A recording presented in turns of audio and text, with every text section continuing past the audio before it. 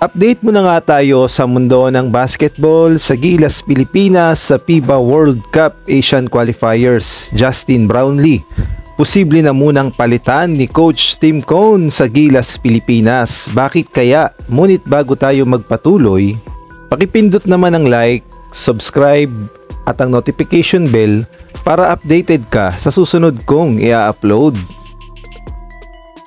Mamaya na nga ang magiging rematch ng Meralco Bolts kontra nga sa Taiyuan Pilots ng Taiwan, at sa pagkakataong ito ay magkakaroon tayo ng home court advantage dahil gaganapin ang laban sa The Capital sa Iligan City sa Isabela, at naglabas na rin ng lineup ang Meralco Bolts para sa kanilang rematch sa Taiyuan Pilots. Kasama nga sa lineup si Aaron Black, Sina Bahedi, Chris Banquero, Clip Hodge, Chris Newsam, Antonio Caram, Bong Quinto, Raymond Almasan, Alain Maliksi, Rondi Hollis Jefferson, Ismael Romero at itong si Ange Kwame. At tuluyan na ngang nawala sa lineup ng Meralco itong si Justin Brownlee at pinalitan nga siya ng Asian imports ng Meralco Bolts na galing sa Iran, ang point guard ng kanilang national team na si Sena Bahedi, at kasama din na idinagdag sa lineup ng Meralco itong si Angelo Kwame.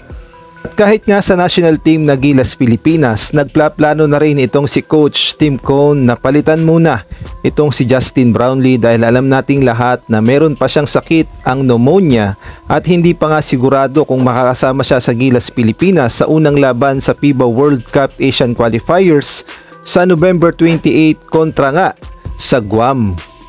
At ayon nga sa report ng The Manila Times, ang gusto ngang ipalit ni Coach Tim Cone kay Justin Brownlee walang iba kundi ang isa pang naturalized player ng Gilas na si Angelo Kwame na may height na 6'11 at center position. Siya nga ang posibleng ipalit muna kay Justin Brownlee in case na hindi talaga makakapaglaro si Brownlee. At makakatulong niya nga sa center position itong si Quentin Milora Brown na may height na 6'10 at itong si AJ Edu na may height na 6'10. Ngunit hindi pa pwedeng magsama ang triple tower dahil hindi makakapaglaro itong si Kai Soto para sa Gilas Pilipinas. At kailangan nga ng panalo ng Gilas Pilipinas dito sa Guam at hindi dapat tayo matalo ng 2 beses dahil dito nga nakasalalay sa ating magiging panalo sa Guam ang ating magiging performance at tsansa na makapasok naman sa FIBA World Cup 2027 na gaganapin sa Qatar.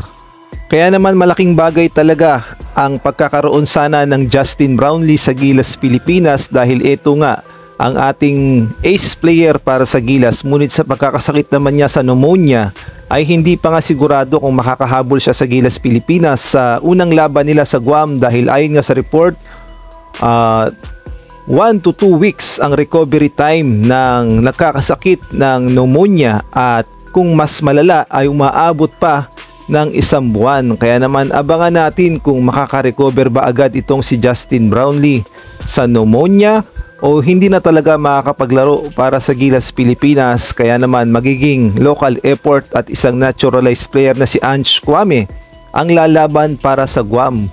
Kaya naman abangan natin kung maglalaro ba o hindi itong si Justin Brownlee para sa Gilas Pilipinas.